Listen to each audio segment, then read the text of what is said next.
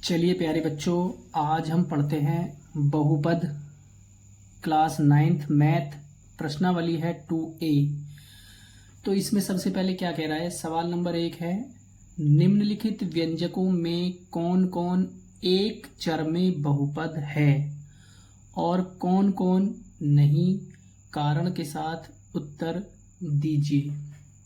तो देखिए पहला प्रश्न क्या है आपका, 4x² माइनस 3x प्लस 7।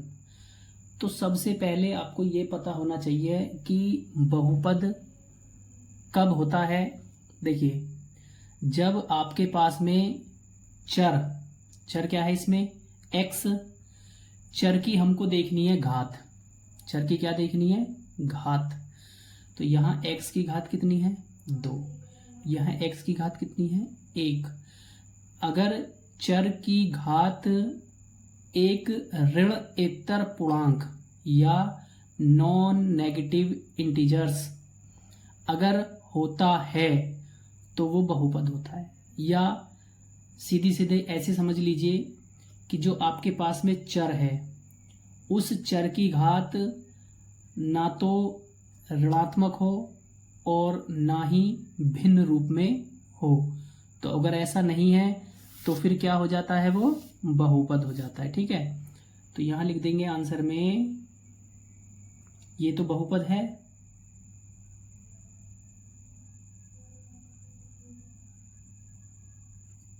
क्योंकि चर x की घात न तो ऋणात्मक है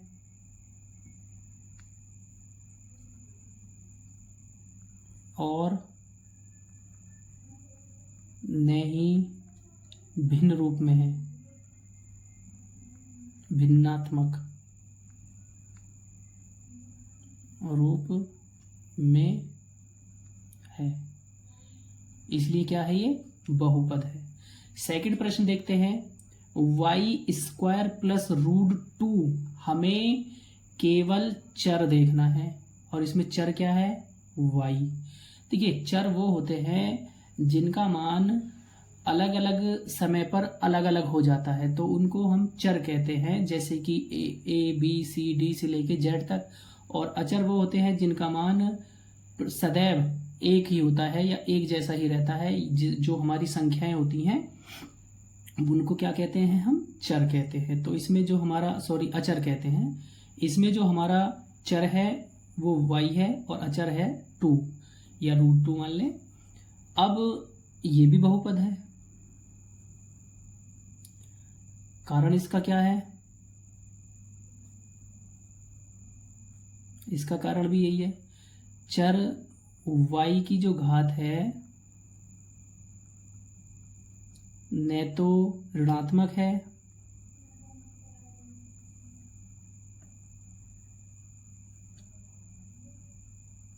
और न ही भिन्न रूप में है,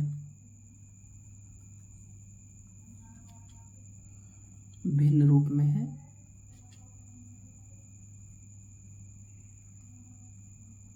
इसलिए क्या है, ये एक बहुपद है। इसके बाद हम आते हैं थर्ड प्रश्न पर। थर्ड प्रश्न है हमारा, देखिए क्या है थर्ड प्रश्न, 3 अंडर रूट के अंदर है t प्लस t√2। अगर हम इसको एक प्रकार ऐसे लिखें, 3t अंडर रूट का मतलब होता है 1/2 पावर प्लस t√2। अब यहां देखेंगे तो हमारे पास जो चर है t, उसकी घात कितना हो गया, 1/2 या भिन्न रूप में आ गया, इसलिए भाई बहुपद नहीं है, बहुपद नहीं है, क्योंकि चर की घात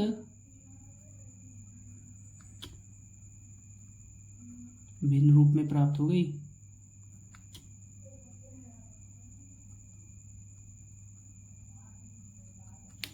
ठीक है, इसके बाद नेक्स्ट प्रश्न देखिए, y प्लस 2/y। अगर आप इसको सॉल्व करें तो ये हो जाएगा y प्लस 2 × y⁻⁻1। y को जब हम ऊपर लेके जाते हैं तो इसका जो पावर है वो नेगेटिव हो जाएगी। अगर ऊपर से नीचे लेके जाएंगे, अगर ऊपर प्लस है तो नीचे माइनस हो जाएगी, अगर ऊपर माइनस है तो नीचे जाके प्लस हो जाएगी। बहुपद नहीं है ये भी।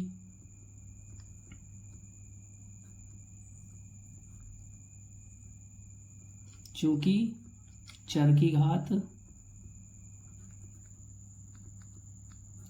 ऋणात्मक है।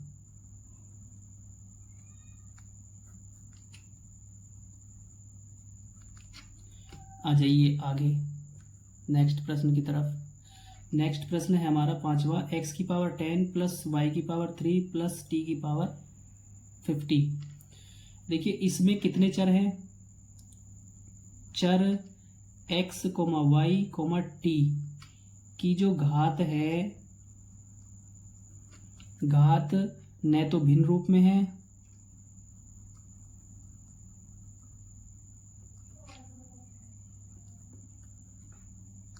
न तो भिन्न रूप में है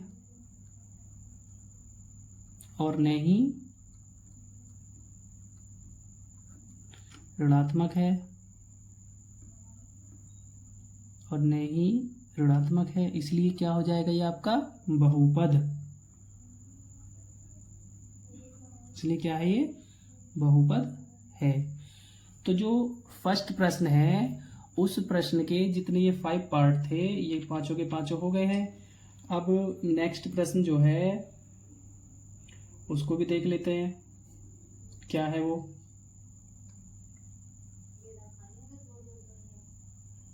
चलिए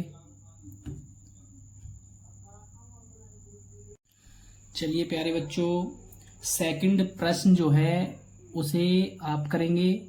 अगर कोई प्रश्न नहीं होता है तो कमेंट्स बॉक्स में आप लिख देंगे और मैं उन प्रश्नों को हल कर दूंगा और वीडियो बनाकर डाल दूंगा। तो अब हम थर्ड प्रश्न जो है, तीसरा प्रश्न है, उसको देख लेते हैं क्या है। कह रहा है निम्नलिखित में से प्रत्येक में x स्क्वायर का गुणांक लिखिए। तो पहला प्रश्न है 2 plus x square plus x. तो देखिए यहाँ से जो हमारा एक्स स्क्वायर है इसको हमने घेरे में बंद कर लिया है। अब ये ध्यान दो एक्स स्क्वायर में किस संख्या से गुणा हो रही है। तो भाई एक्स स्क्वायर में हो रही है +1 से गुणा, तो एक्स स्क्वायर का जो गुणांक हो जाएगा वो हो जाएगा प्लस का 1, और प्लस हम लिखते नहीं है। इसी प्रकार सेकंड प्रश्न को देखते हैं 2 minus x square plus x की पावर 3। हमें एक्स स्क्वायर का गुणांक ही निकालना है, तो भाई एक्स स्क्वायर को हमने पूरे को घेरे में बंद कर दिया है। अब एक्स स्क्वायर में किस संख्या से गुणा हो रही है, तो एक्स स्क्वायर में जो हो रही है गुणा वो हो रही है -1 से। इसका गुणांक हो गया -1।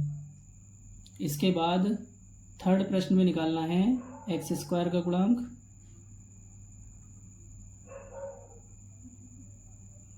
तो वो आ जाएगा कितना, किस संख्या से गुणा हो रही है इसमें, π/2 से।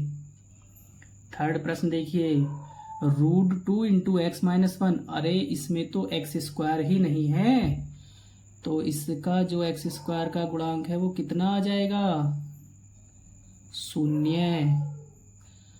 तो ये थर्ड प्रश्न आपका हो गया है। अगर वीडियो अच्छी लगे तो लाइक करें, शेयर करें, सब्सक्राइब करें और कमेंट्स बॉक्स में जाकर जरूर लिखें।